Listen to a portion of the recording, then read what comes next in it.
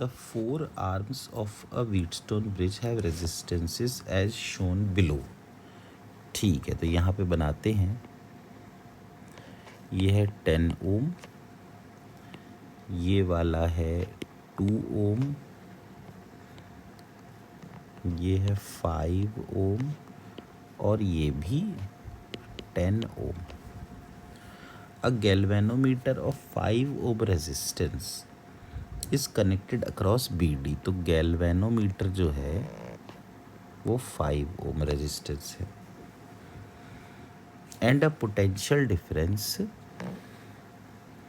Of 20 volt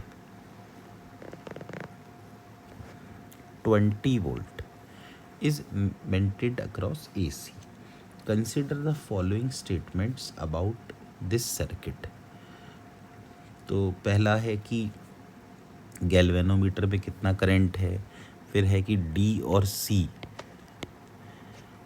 के across potential difference कितना है, फिर है कि सेल में से कितना करंट निकला. तो इसको तो हम किरचॉफ्स लॉ की मदद से सॉल्व करते हैं. जैसे मान लीजिए अगर करंट है I, ये करंट है I. अब ये करंट यहाँ पर I1 और I माइनस I1 में बट गया. फिर ये I1 जब चला तो यहाँ पे ये I2 और I1 माइनस I2 में बट गया. अब यहाँ पर करंट आया I minus I1 plus I2 और यहाँ पर दोबारा से ये I करंट वापस चला गया. तो अगर हम यहाँ पर एक छोटा लूप बनाएं तो इस छोटे लूप में हम लिख सकते हैं -10 I1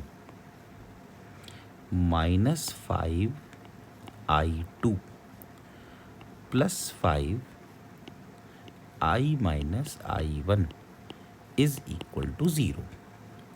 तो इसको हम थोड़ा सा लिख लेते हैं, अभी सॉल्व कर लेते हैं.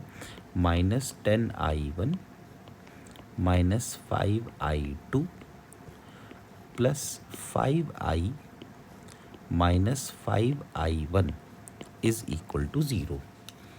तो -10 I1 और -5 I1 ये हो जाएगा 15 I1. फिर -5 I2 बन गया 5 I2. It is equal to 5 I. तो यहाँ से I की वैल्यू आ गई I2 प्लस 3I.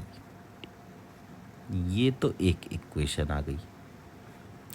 इसके बाद अगर हम यहाँ सेकंड इक्वेशन बनाएं इस तरह से इस लूप में, तो हम लिखेंगे I1 minus I2 into 2, minus के साथ -2 टाइम्स I1 माइनस I2.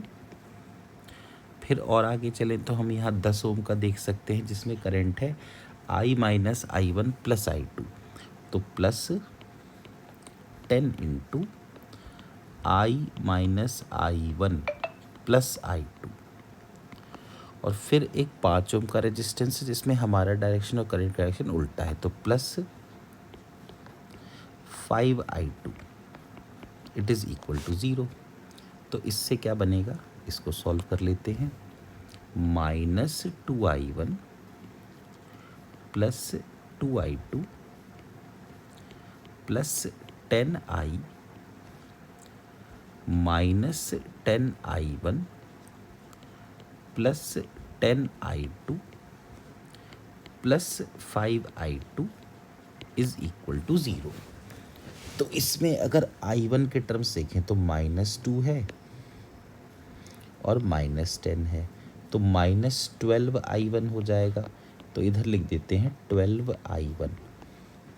अगर I2 के टर्म्स देखें तो 2 I2 और 10 I2, तो 12 I2 आ गया. और यहाँ पे 5 I2 भी है, तो 12 प्लस 5 17 हो गया ये. तो इसको लिख देते हैं 17 I2. और इसके बाद अगर I वाले टर्म देखें तो एक ही टर्म है I वाला, 10I प्लस 10I.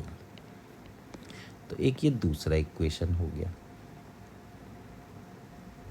तीन बेसिकली वेरिएबल हैं I1, I2 और I, तो तीन इक्वेशन चाहिए। अब तीसरा इक्वेशन हम लिख सकते हैं यहाँ से, यहाँ इस नीचे वाले लूप से।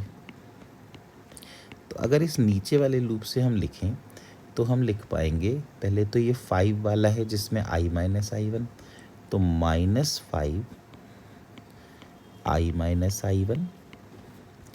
फिर उसके बाद ये 10 वाला है जिसमें I minus I1 plus I2 है, तो -10 I minus I1 plus I2।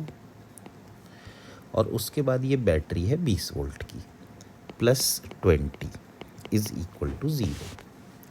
तो यहाँ से -5I plus 5I1 -10I plus 10I1 -10I2 plus 20 is equal to 0। तो -5I और -10I, ये -15I हो गया, प्लस 5I1 और प्लस 10I1, ये प्लस 15I1 हो गया। ये सबसे पहले -15I प्लस 15I1 और -10I2 plus 20 is equal to 0।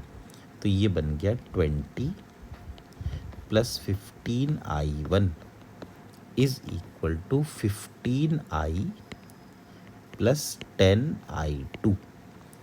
अब इसमें 5 से डिवाइड कर देते हैं, तो 4 plus 3I1 is equal to 15 3I plus 2I2, ये एक रिलेशन हो गया।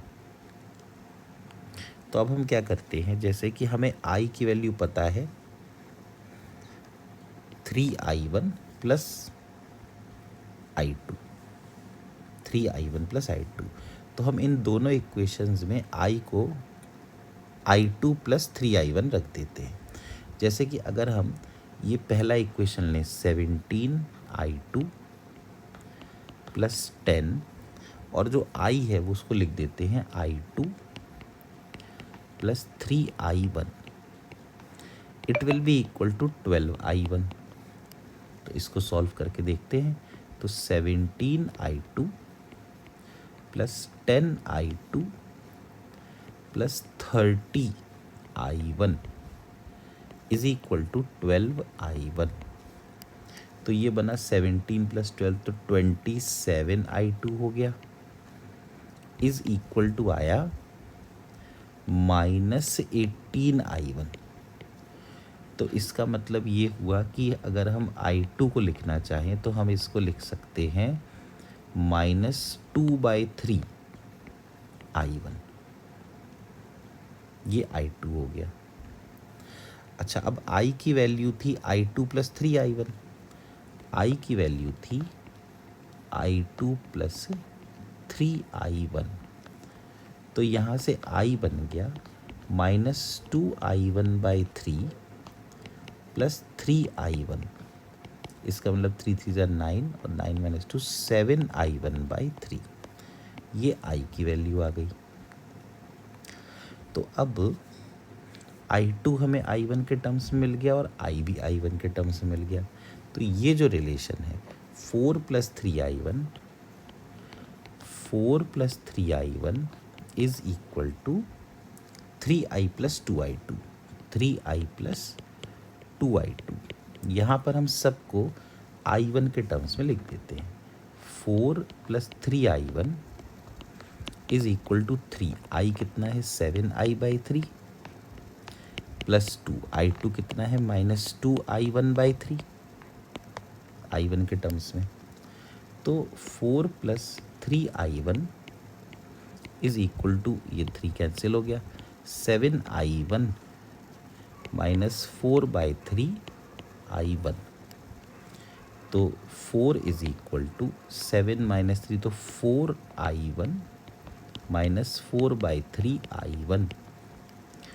तो 4 आ गया, यहाँ 4 कॉमन ले लेते हैं, तो I1 - I1/3 2I1/3। तो यहाँ से I1 की वैल्यू आ गई 3/2।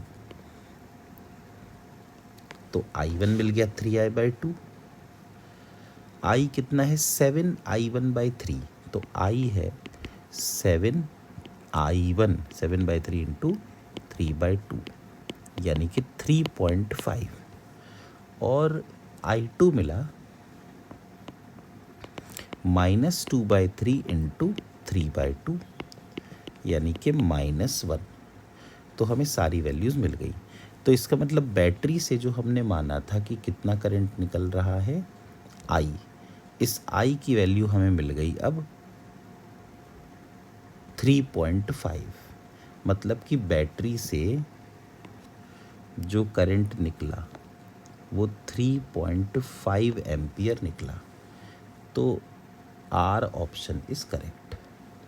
अब ये करंट यहाँ पर दो हिस्सों में बटा था, I1 और I-I1। तो I1 कितना है, अभी अभी हमने निकाला था 3/2। इसका मतलब ये सोचिए कि अगर 3.5 यहाँ पे चला